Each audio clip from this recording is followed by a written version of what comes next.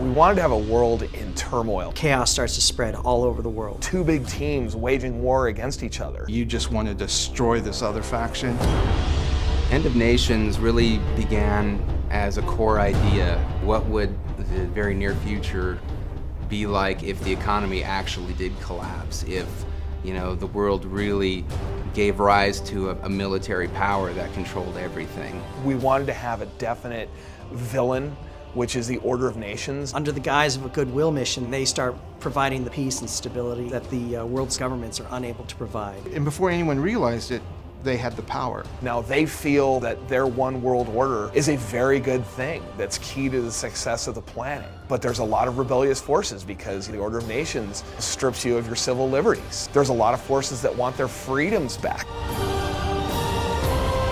Moncur Dean was an assassin and an intelligence officer in the Order of Nations. Some of her friends decided that she was getting too powerful, and so they decided to say that she was a double agent. She was ultimately sentenced to death, but escaped and decides that she's going to form her own vision of what the Order of Nations was supposed to be, and that becomes the Shadow Revolution. Shadow Revolution is more like sleek hit and run, faster vehicles and strike vehicles, and a little bit more high-tech vehicles. Subterfuge, ambushes, they're really great at getting in there, doing a lot of damage, and then fading out before the enemy can retaliate.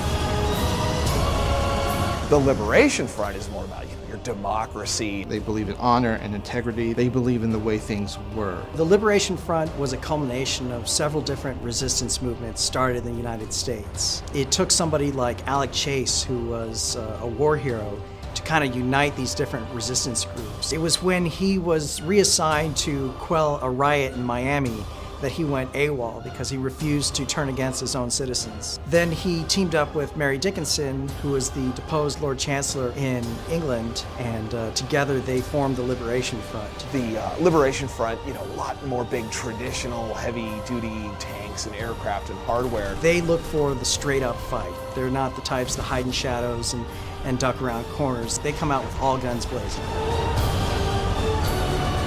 And so these two polarizing ideas keep these two factions in conflict. We wanted to have this place where people could rally with a side where they could battle against the other side. So, Shadow Revolution versus Liberation.